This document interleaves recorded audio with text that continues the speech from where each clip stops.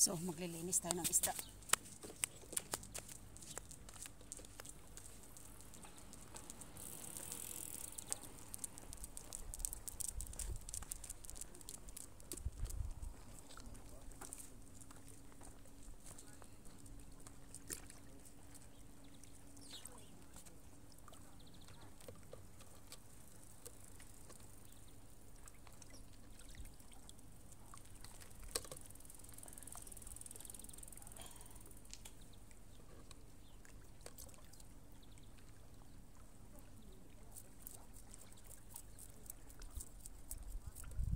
So, ito na yung ating hinuling isda, guys.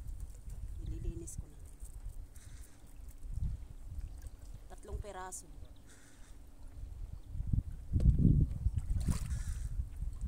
Nagsawa na yung isa eh. Ayaw na niyang magtiyaga. 1 oras mahigit din eh. Pero 3 peraso lang nahuli kasi yung makagat ng karne is ano lang. Yung maliliit na isda, tapos hindi naman sila na mahuli-huli kasi parang hindi naman nila kinakagat ng gusto yung pain.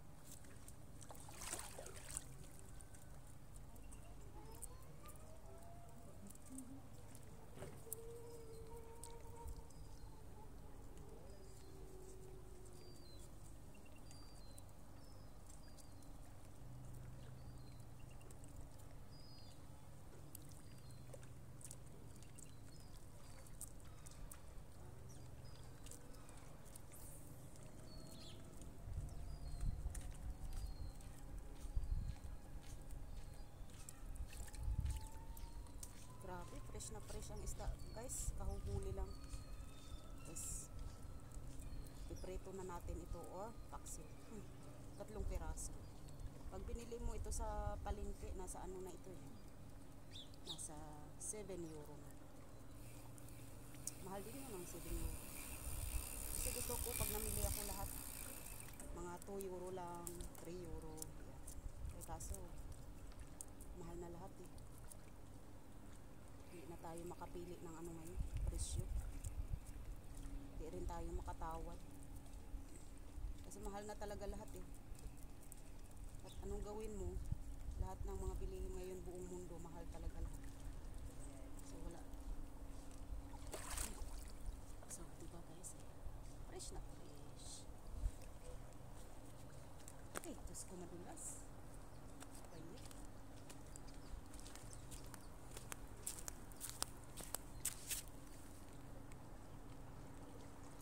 So, madulas. So, gilid natin ang ganyan.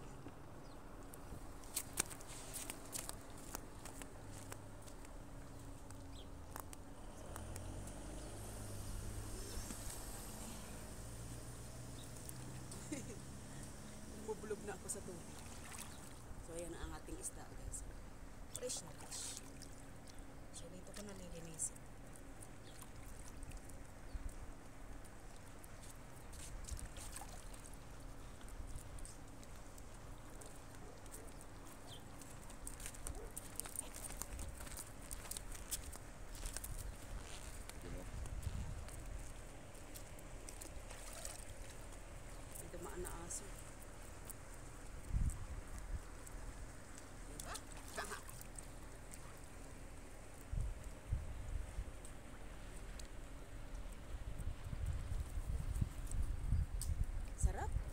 maniwala kayo. Sarap sa umaga naglilinis ng isda. Oh, ayan. Ganun pala yun. Tapos ko napakahirap ako. Ganun lang pala. Tapos hugasan lang yung hagdan.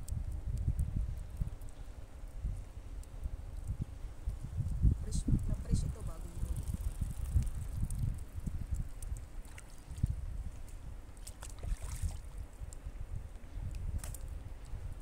Tingin mga tao eh. Kasi kalsadang-kalsada tayo. Tabing dagat. Kaya tingnan sila. Lagay na sa kanyang isda.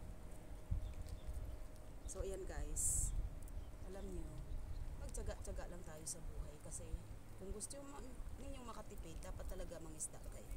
Sa tabi man kayo ng ilog, lawa, dagat, basta magtyaga. Alam mo, una natin guys, oras, tiis, tyaga, gising ng umaga. 6:30 nga ako nagising, pero alam ko na gumising ito ng maaga itong kasama ko. Kasi alam ko na magmamingisda siya. So, nakalimutan ko. Inisip ko na habang natutulog ko, so gigising ako, sasama ko sa kanya. Tapos, ang bilis niya. Nakaidlip lang ako ng konti, wala, nakaalis na siya. So, nang nagising ako, 6:30 na. Tapos, dali-dali ako bihis. Sa tunga. Sayang, pagdating ko, 2 na huli niya. Tapos, nung nandito na ako, 1 na lang nahuli niya. Sayang. Try ko sana 10 or mas mahigit. Pero bukas mangingisda rin kami ng ulan. Or gabi.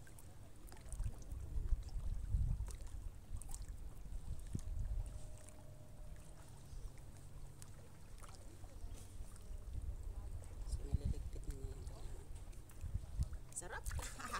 Meron na kaming ulam. Ulam guys. Ulam na kami. Fish. It's very healthy. So mamaya, sa iba talaga ang isda na fish. Para talagang, alam mo yun. So yan.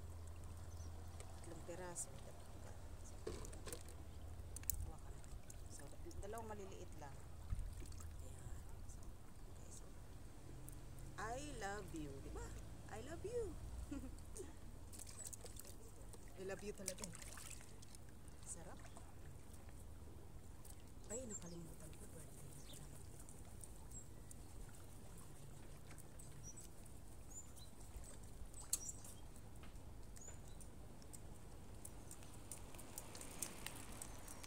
Kasi hindi naman ito tama yun.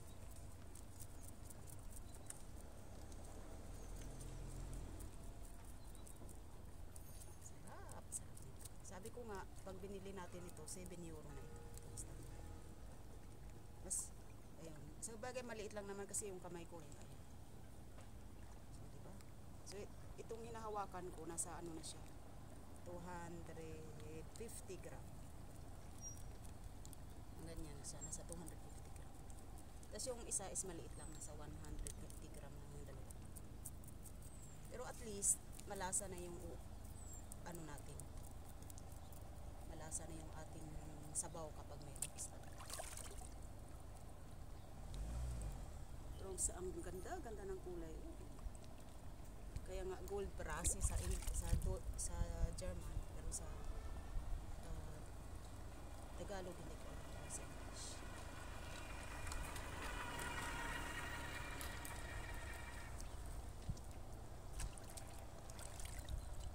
Diba? Ang galing ano. Sarap. Hindi ko lang ma-imagine kung paano magtrabaho sa mga ano ng isda. Yung nagtitinda ng isda. Kasi dapat mabilisan yung maganon eh. Hindi naman ako mabilis magaganon eh. So pag ganito, sarili natin, syempre, talagang may feeling, hindi ka stress. Sarap ng buhay. Minsan bawi talaga tayo sa pagod guys. Alam niyo, pag nasa trabaho tayo, minsan pakiramdam natin ang tagal ng oras bago matapos ako makauwi. Pero kapag matyaga lang tayo, so itapon na natin yung lumang tubig at papalitan na natin ng fresh. Ayan, malinis na yung ating timba. Ay, hindi pala malinis kasi merong taba na pinag-ano ng karne.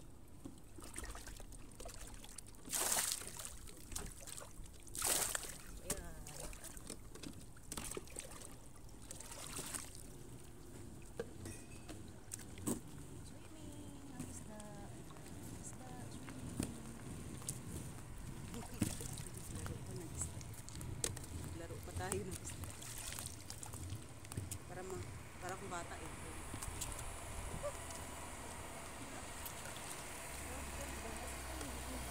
So, ang loob na lang ang ating hiwain. Kasi syempre tatanggalin natin ang pasa.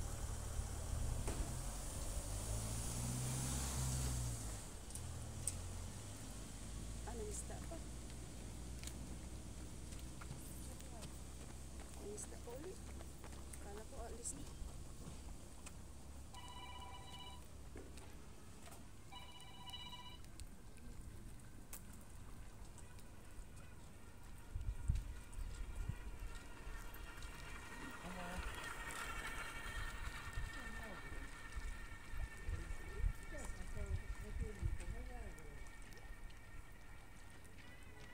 So, tinanggal na natin ang hasang at ito naman ay sa loob.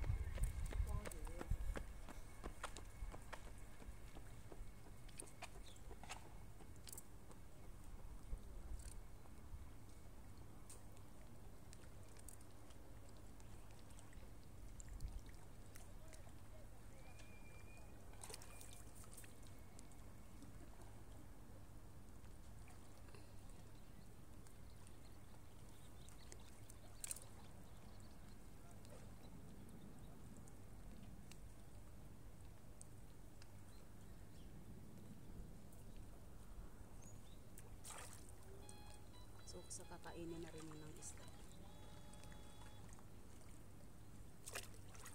Ayan, di ba? Linis na. Tiyaga talaga, guys. Sipag at tiyaga.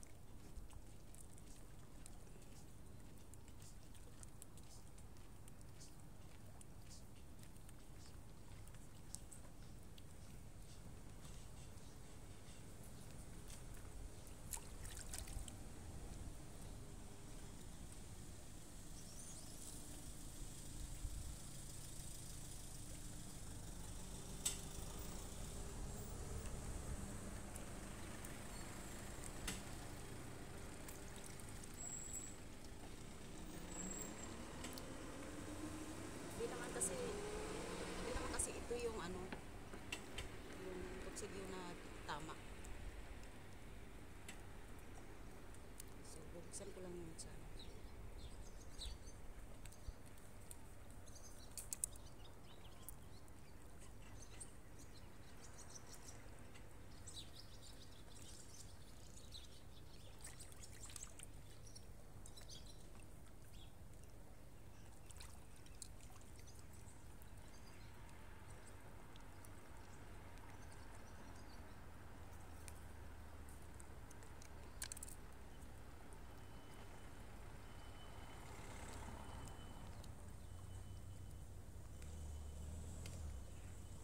Kinawawa ko tuloy yung isa.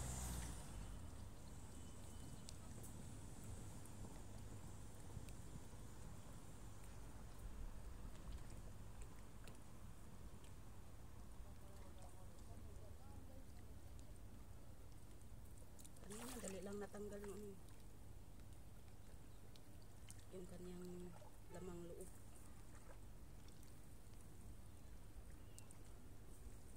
Pag mali talaga ang hiwa.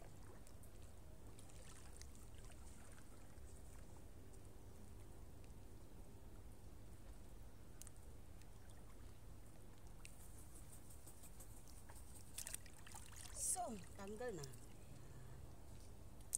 Basta, malinis na siya. Oh. Malinis na si fish. Ilalaga na lang. O piprito, lagyan ng asin.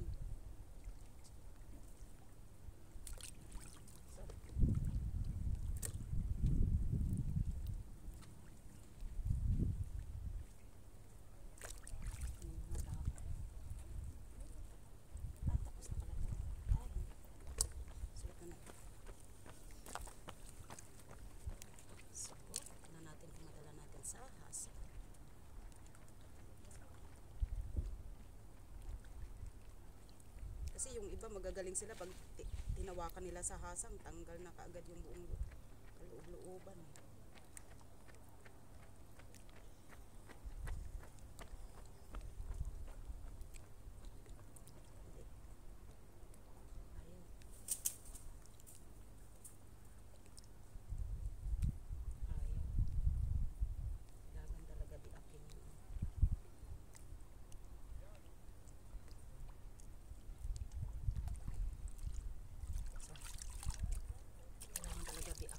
dyan.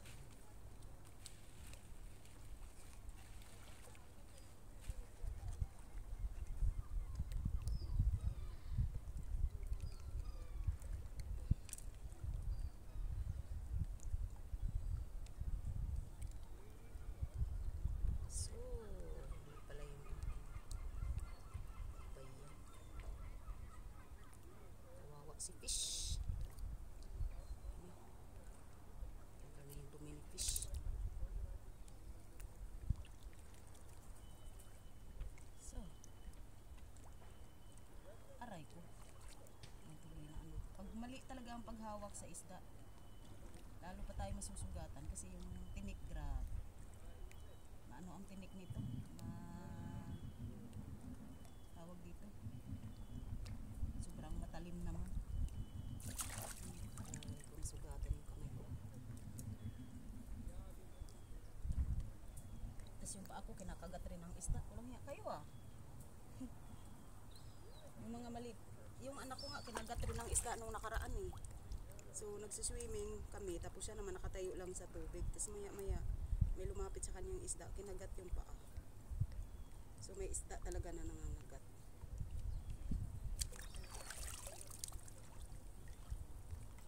So yan, malinis na. Linis, tinumber ko na yung logo. So, very clean, clean, clean. Clean fish. Fish is clean. Already. Ready to cook. Amoy isda na ako. So, ako'y amoy isda na. At ito'y hugasan natin ang hagdan na ating ng isda. Pinagpatungan. So, ayan, diba? So, walang masabi ang mga tao. So, at ako'y naka-short naman guys. So, huwag kayo. Oh, ayan, naka-short naman ako. So, kahit nabasa ito, I can change my dress. At just wear my shirt. So, ayan guys. Salamat sa inyong panonood. Thank you.